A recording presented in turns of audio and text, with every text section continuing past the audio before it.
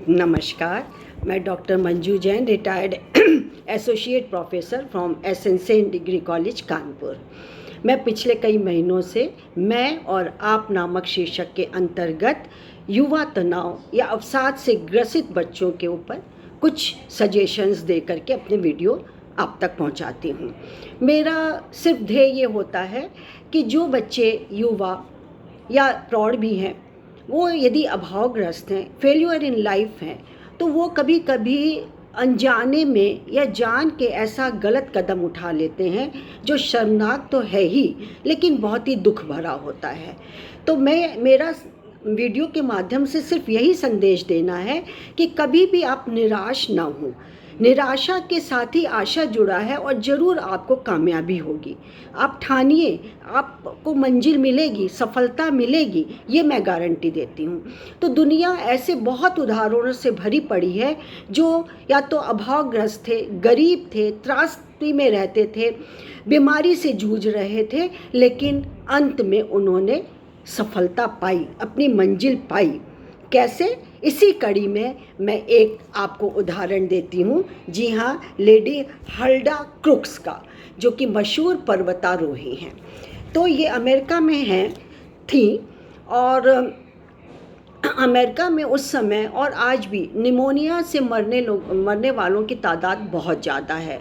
सबसे बड़ी बीमारी वहाँ निमोनिया मानी जाती है। ठंड होती है या जो भी बात है, एक्सपोज होते हैं, जो भी बात है, लेकिन निमोनिया एक बहुत बड़ी बीमारी मानी जाती है वहाँ पर।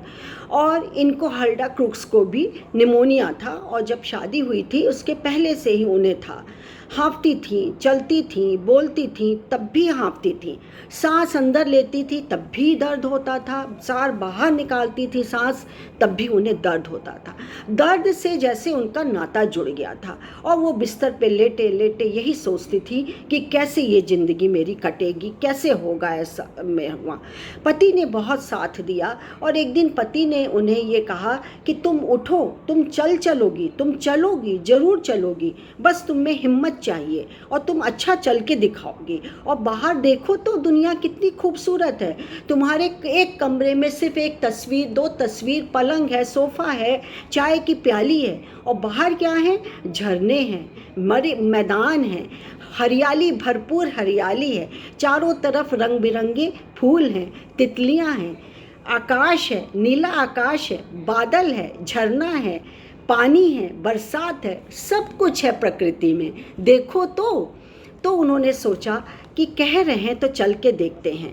तो जब जिस दिन वो बाहर निकली तो एकदम से हाँफने लगी, और चारों तरफ उन्होंने देखा कि कोई मुझे देख तो नहीं रहा। यानी कि वो अपने को बहुत शर्मनाक समझती थी कि ये मेरे को बहुत ख़राब बीमारी है और दुनिया मुझे ना देखे, मैं किसी से बात करने लायक नहीं हूँ। लेकिन पति ने उनको बहुत ढाढ़स दिलाया और ये कहा कि तुम एक बार बाहर निकल के देखो। जब दूसरे दिन निकली बाहर तो वाकई उन्हें झरना, नदी, तालाब बहुत अच्छे लगे, और आगे बढ़ी तो उन्हें रंग बिरंगे पौधे दिखाई दिए। थोड़ी दूर और गई तो उन्हें तितलियां दिखाई दी। उन्हें बहुत बहुत अच्छा लगा, और धीरे धीरे वो चलने की कोशिश करने लगी। चलते चलते ऐसा भी एक समय आया जब उन्होंने सोचा कि कुछ दौड़ा जाए। तो आप विश्वास करिए कि 54 साल की उम्र में वो महिला ने दौड़ना शुरू किया। और तब जब इसी समय उनके डॉक्टर प्रति एनाटॉमी के जो प्रोफेसर थे, डॉक्टर क्रुक्स, उनका देहांत हो गया। बहुत विवश थी, निराशा उनके घर कर गई, लेकिन नहीं, उन्होंने इसको गले नहीं लगाया और अपने पति की बातों को याद करके वो आगे बढ़ी। और बढ़ते बढ़ते उन्होंने माउंट विटनी तक चढ़ाई, यानी पहाड़ वाली ज़िंदगी, जो बोझिल ज़िंदगी थी, वो पहाड़ पे चढ़ गई। और हर साल 20 साल तक, 70-75 की उम्र तक माउंट विटनी में वो 20 बार चढ़ी। उसके बाद 3 बार और चढ़ी, टुकड़े टुकड़े में।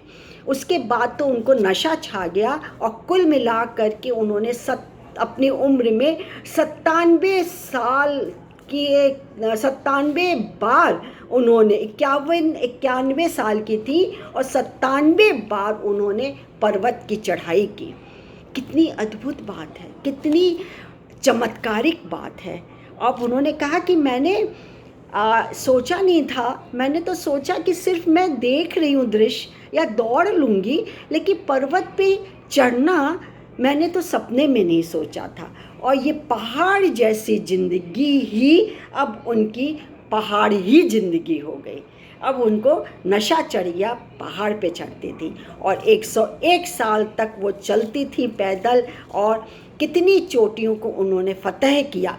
जापान की जो कि चोटी थी, वहाँ की जो पर्वतारोही थी, उनको भी हरा दिया इस उम्र में।